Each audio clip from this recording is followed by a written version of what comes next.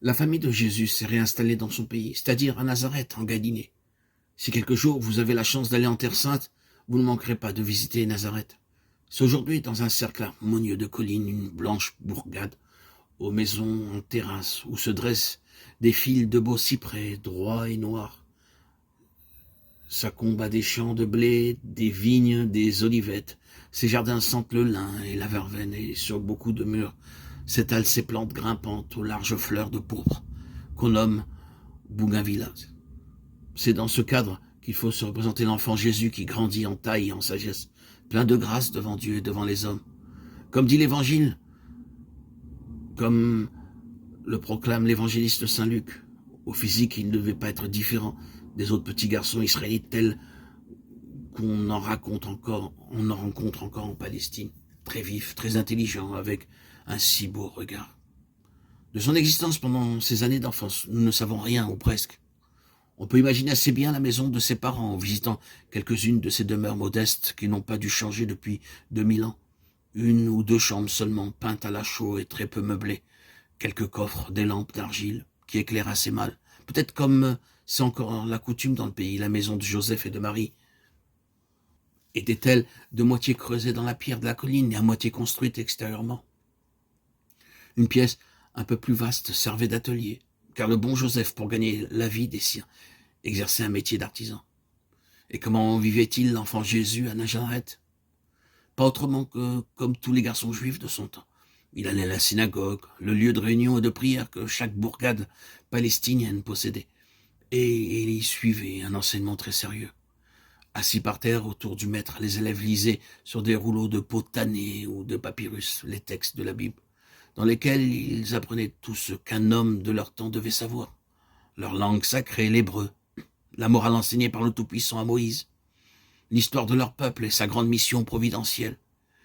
Puis, avec ses cousins qui étaient nombreux, ils jouaient dans la campagne. Ils gravissaient le sommet des collines pour essayer d'apercevoir au loin scintiller la mer. En apparence donc, c'était un enfant semblable aux autres. Et cependant, quelque chose d'invisible au plus profond de lui le rendait tout à fait différent. Un incident que raconte l'évangile de Saint Luc montre assez qu'il y avait en ce petit garçon trop chose qu'en ses camarades. Jésus avait alors une douzaine d'années. Ses parents, cette année-là, comme la plupart des croyants d'Israël, étaient allés célébrer la fête de Pâques à Jérusalem. Ils avaient prié dans le temple avec lui. Ils avaient mangé l'agneau rôti à la broche qui était traditionnelle pour cette grande cérémonie. Puis, ils étaient repartis avec beaucoup d'autres fidèles en chantant des psaumes le long du chemin.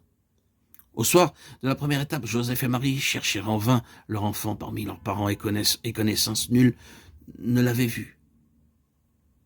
Inquiets, ils retournèrent à Jérusalem. Il leur fallut 3 jours pour le retrouver. Il était dans le temple au milieu d'un groupe de graves personnages, de ceux qu'on appelait les scribes ou les docteurs de la loi. Et il parlait avec eux, discutant de points de la religion très difficile, et les émerveillant par sa sagesse précoce et l'intelligence extraordinaire de ses paroles. C'était bien là la preuve que Dieu continuait à diriger ce petit garçon selon des attentions qui ne ressemblaient en rien à celles qu'il a pour tous les autres.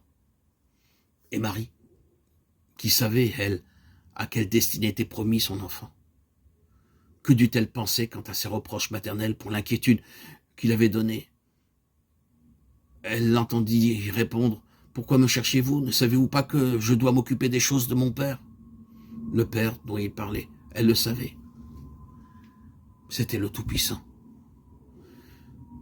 Et maintenant, laissons Jésus continuer à grandir, à Nazareth, devenu un adolescent, un jeune homme, puis un homme. L'Évangile ne nous apprend rien sur cette période, comme pour bien souligner qu'il faut, pour obéir aux intentions de Dieu, se préparer dans l'humilité et le silence, et comme pour donner plus d'éclat à la période où nous allons venir, où Jésus se révélera comme l'envoyé de Dieu. Vers l'âge de 15 ans, sans doute dut-il apprendre le métier de son père, nourricier, ce beau métier de charpentier, plein de noblesse, d'habileté et d'intelligence, qui consiste à placer les poutres des toits, sans lequel nos maisons ne seraient d'aucune protection. On dut le rencontrer dans les rues du village, portant derrière l'oreille un copeau, ce qui était le signe distinctif des compagnons charpentiers. On dut le voir à l'établi, poussant l'herminette qui sert à tailler le bois, ou frappant du marteau pour rassembler les tenons. Avant que Jésus fût devenu adulte, le bon saint Joseph dut mourir, car on n'en parle plus du tout dans l'Évangile. Sa mission était finie. L'enfant n'avait plus besoin de protecteur. Jésus avait alors environ 30 ans lorsque cette vie humble et cachée toucha à son terme et qu'à l'appel de Dieu, il commença sa mission.